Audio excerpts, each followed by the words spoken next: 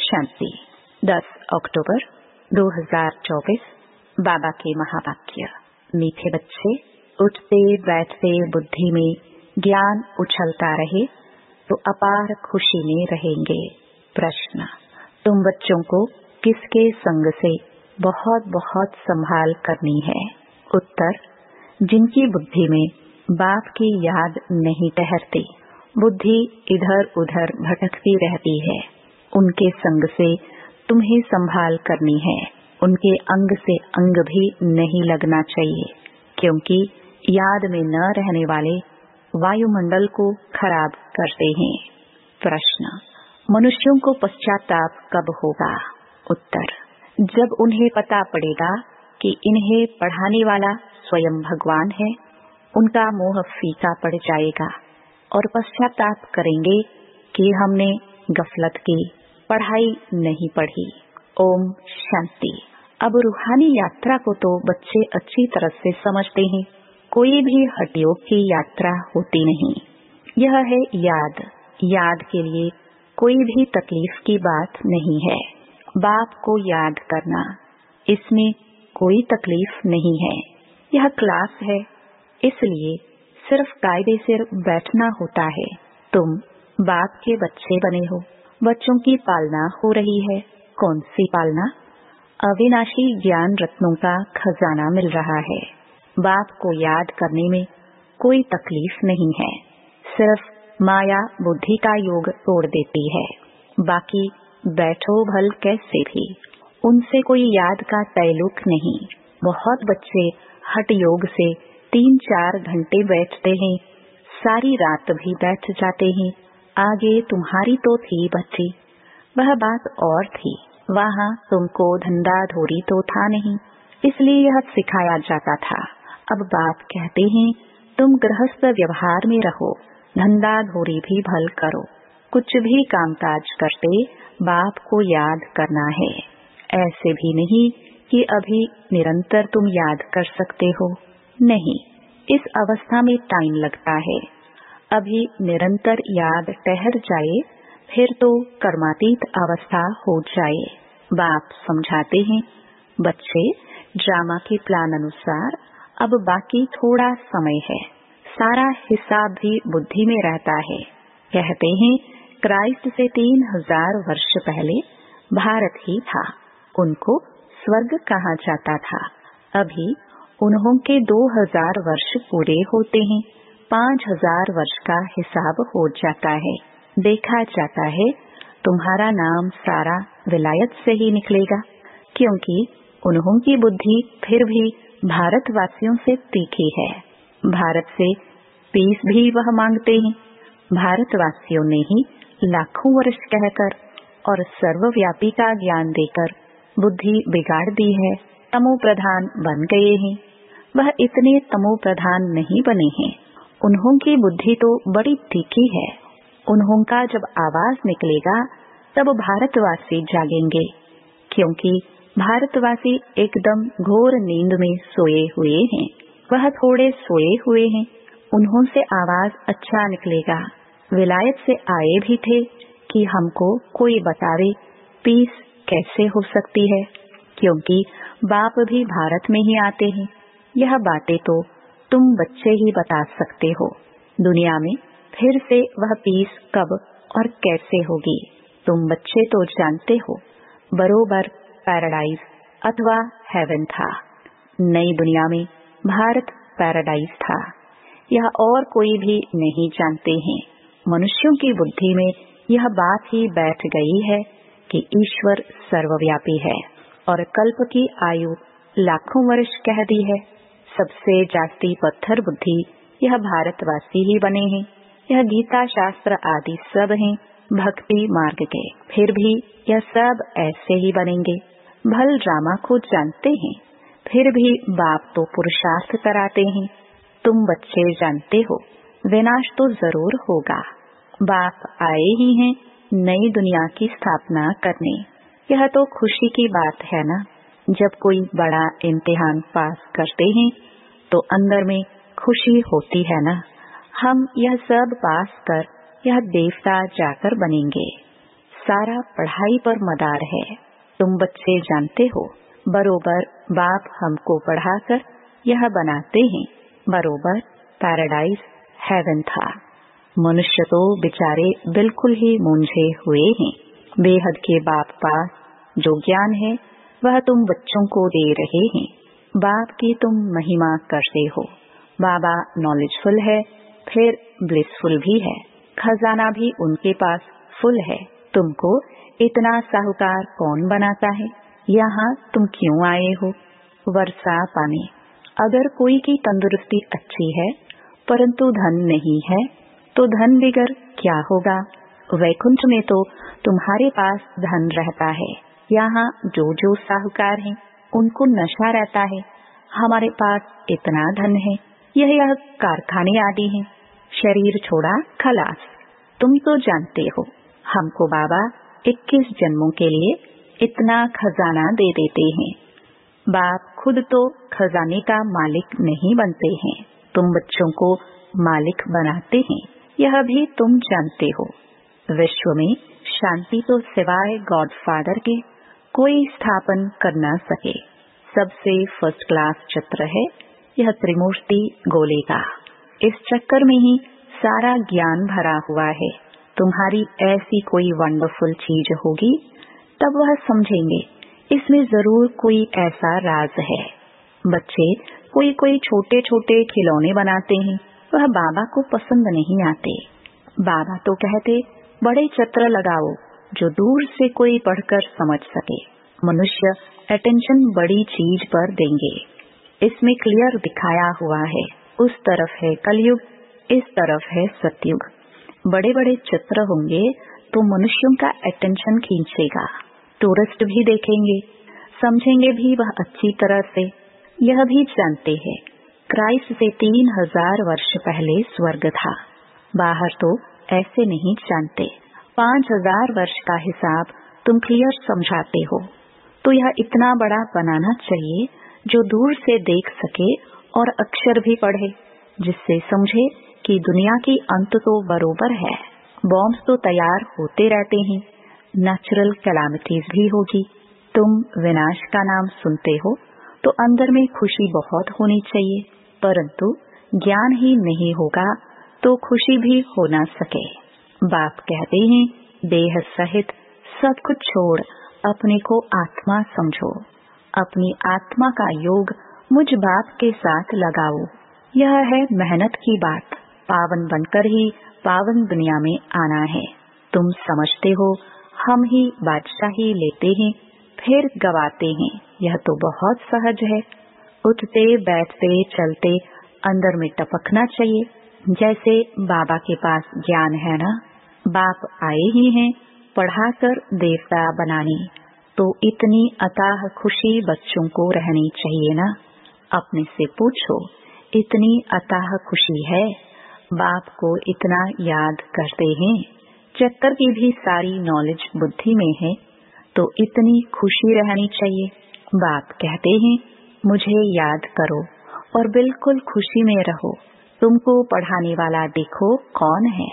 जब सबको मालूम पड़ेगा तो सबका मोह ही फीका हो जाएगा, परंतु अभी उन्हों के समझने में थोड़ी देरी है।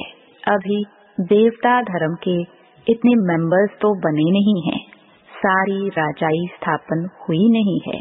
कितने ढेर मनुष्यों को बाप का पैगाम देना है। बेहद का बाप फिर से हमको स्वर्ग की बादशाही दे रहे हैं। तुम भी उस बाप को याद करो। बेहद का बाप तो जरूर बेहद का सुख देंगे ना। बच्चों के अंदर में तो अथाह ज्ञान की खुशी होनी चाहिए, और जितना बाप को याद करते रहेंगे तो आत्मा पवित्र बनती जाएगी। ड्रामा के प्लान अनुसार तुम बच्चे जितना सर्विस कर प्रजा बनाते हो तो जिनका कल्याण होता है उन्हों की फिर आशीर्वाद भी मिल जाती है। गरीबों की सर्विस करते हो, निमंत्रण देते रहो। ट्रेन में भी तुम बहुत सर्विस कर सकते हो। इतने छोटे बैच में ही कितनी नॉलेज भरी हुई है। सारी पढ़ाई का तंत्र इसमें है। बैचेस तो बहुत अच्छे अच्छे ढेर बनाने चाहिए, जो किसको सौगात भी दे सके। कोई को भी समझाना तो बहुत सहज है। सिर्फ शिव बाबा को याद करो। शिव बाबा से ही वर्षा मिलता है, तो बाप और बाप का वर्षा स्वर्ग की बादशाही। कृष्णपुरी को याद करो। मनुष्यों की मत तो कितनी मूंझी हुई है, कुछ भी समझते नहीं है। बेकार के लिए कितना तंग करते हैं, काम के पिछाड़ी कितना मरते हैं, कोई बात ही समझते नहीं। सबकी बुद्धि बिल्कुल चट हो गई है। बाप को जानते ही नहीं, यह भी ड्रामा में नोंद है। सबकी मेंटल खलास हो गई है, मानसिक शक्ति खत्म हो गई है। बाप कहते हैं, बच्चों तुम पवित्र बनो तो ऐसे स्वर्ग के मालिक बन जाएंगे, परंतु समझते ही नहीं। आत्मा की ताकत सारी निकल गई है। कितना समझाते हैं, फिर भी पुरुषार्थ करना और कराना है। पुरुषार्थ में थकना नहीं है, हार्ट फेल भी नहीं होना है। इतनी मेहनत की, भाषण से एक भी नहीं निकला, लेकिन तुमने जो सुनाया उसे जिसने भी सुना उस पर छाप तो लग गई। पिछाड़ी में सब जानेंगे जरूर। तुम बीके की अताह महिमा निकलने वाली है, परंतु एक्टिविटी देखते हैं तो जैसे एकदम बेसमझी की, कोई रिगार्ड ही नहीं, पूरी पहचान नहीं, बुद्धि बाहर भटकती रहती है। बाप को याद करे तो मदद भी मिले, बाप को याद करते नहीं तो गोया वह पतित हैं। तुम बनते हो पावन। जो बाप को याद नहीं करते हैं तो उन्हों की बुद्धि जरूर कहाँ न कहाँ भटकती रहती है, तो उनके साथ अंग अंग से नहीं मिलना चाहिए, क्योंकि याद में न रहने के कारण वह वायुमंडल को खराब कर देते हैं। पवित्र और अपवित्र इकट्ठे हो न सके, इसलिए बाप पुरानी सृष्टि को खलास कर देते हैं। दिन प्रतिदिन कायदे भी सख्त निकलते जाएंगे। बाप को याद नहीं करते हैं तो फायदे के बदले और ही नुकसान करते हैं। पवित्रता का सारा मदार याद पर है। एक जगह बैठने की बात नहीं है। यहाँ इकट्ठा बैठने से तो अलग अलग पहाड़ी पर जाकर बैठे वह अच्छा है। जो याद नहीं करते हैं वह हैं पतित। उनका तो संग भी नहीं करना चाहिए। चलन से भी मालूम पड़ता है, याद बिगर पावन तो बन न सके। हर एक के ऊपर पापों का बोझा बहुत है, जन्म जन्मांतर का। वह बिगर याद की यात्रा निकले कैसे? वह गोया पतित ही हैं। बाप कहते हैं, मैं तुम बच्चों के लिए सारी पतित दुनिया को खलास कर देता हूँ। उनका संग भी न हो, परंतु इतनी भी बुद्धि नहीं कि किसके साथ संग करना चाहिए। तुम्हारा प्यार पावन का पावन के साथ होना चाहिए, यह भी बुद्धि चाहिए ना। स्वीट बाप और स्वीट राजधानी के सिवाय और कोई याद ना आए, इतना सब त्याग करना कोई मासी का घर नहीं है। बाप को तो बच्चों पर अथाह प्यार है। बच्चे पावन बन जाओ तो तुम पावन दुनिया के मालिक बन जाएंगे। हम तुम्हारे लिए पावन दुनिया की स्थापना कर रहे हैं। इस पतित दुनिया को बिल्कुल खलास कर देते हैं। यहाँ इस पतित दुनिया में हर चीज तुमको दुख देती है। आयु भी कमती होती जाती है। इनको कहा जाता है वर्थ नॉट अ पेनी। कौड़ी और हीरे में फर्क तो होता है ना। तो तुम बच्चों को कितनी अताह खुशी होनी चाहिए। गाया भी जाता है, सच तो बिठो नच। तुम सत्युग में खुशी में डांस करते हो। यहाँ तो कोई भी वस्तु से दिल नहीं लगानी है। इनको तो देखते हुए देखना नहीं है। आंखें खुली होते हुए भी जैसे कि नींद हो, परंतु वह हिम्मत, वह अवस्था चाहिए। यह तो निश्चय है कि यह पुरानी दुनिया होगी ही नहीं। इतना खुशी का पारा चढ़ा रहना चाहिए, चुटकी काटनी चाहिए। अरे हम शिव बाबा को याद करेंगे तो विश्व की बादशाही मिलेगी। हठयोग से भी बैठना नहीं है। खाते पीते काम करते बाप को याद करो। यह भी जानते हो राजधानी स्थापन हो रही है। बाप थोड़ी कहेंगे दासी बने, बाप तो कहेंगे पुरुषार्थ करो पावन बनने का। बाप पावन बनाने के पुरुषार्थ कराते हैं, तुम फिर पतित बनते हो। कितने झूठ पाप करते हो। हमेशा शिव बाबा को याद करो तो पाप सब स्वाहा हो जाए। यह बाबा का यज्ञ है ना, बड़ा भारी यज्ञ है। वह लोग यज्ञ रचते हैं, लाखों रुपया खर्च करते हैं। यहाँ तो तुम जानते हो सारी दुनिया इसमें स्वाहा हो जानी है। बाहर से आवाज होगा, भारत में भी फैलेगा। एक तो बाप के साथ बुद्धि का योग हो तो पाप कटे और फिर ऊंच पद भी मिले। बाप का तो फर्ज है बच्चों को पुरुषार्थ कराना। लौकिक बाप तो बच्चों की सेवा करते हैं, सेवा लेते भी हैं।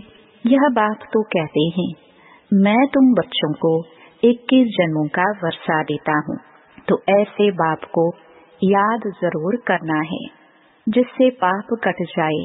बाकी पानी से थोड़ी पाप कटते हैं, पानी तो जहाँ तहाँ है। विलायत में भी नदियाँ हैं, तो क्या यहाँ की नदियाँ पावन बनाने वाली, विलायत की नदियाँ पतित बनाने वाली है क्या? कुछ भी मनुष्यों में समझ नहीं है। बाप को तो तरस पड़ता है ना। बाप समझाते हैं बच्चे गफलत मत करो। बाप इतना गुलगुल बनाते हैं तो मेहनत करनी चाहिए ना, अपने पर रहम करना है। अच्छा मीठे मीठे सिखिलदे बच्चों प्रति मात पिता बाप दादा का याद प्यार और गुड मॉर्निंग। रूहानी बाप के रूहानी बच्चों को नमस्ते। धारणा के लिए मुख्य सार। पहला, यहाँ की कोई भी वस्तु में दिल नहीं लगानी है, देखते हुए भी नहीं देखना है। आंखें खुली होती भी जैसे नींद का नशा रहता, ऐसे खुशी का नशा चढ़ा हुआ हो। दूसरा, सारा मदार पवित्रता पर है, इसलिए संभाल करनी है कि पतित के अंग से अंग न लगे। स्वीट बाप और स्वीट राजधानी के सिवाय और कोई याद न आए। वरदान, हद की इच्छाओं को छोड़ अच्छा बनने वाले इच्छा मात्रम अविद्या भव। मन में कोई भी हद की इच्छा होगी तो अच्छा बनने नहीं देगी। जैसे धूप में चलते हो तो परछाई आगे जाती है, उसको अगर पकड़ने की कोशिश करो तो पकड़ नहीं सकते। पीठ करके आ जाओ तो परछाई पीछे पीछे आएगी। ऐसे ही इच्छा आकर्षित कर रुलाने वाली है, उसे छोड़ दो तो वह पीछे पीछे आएगी। मांगने वाला कभी भी संपन्न नहीं बन सकता।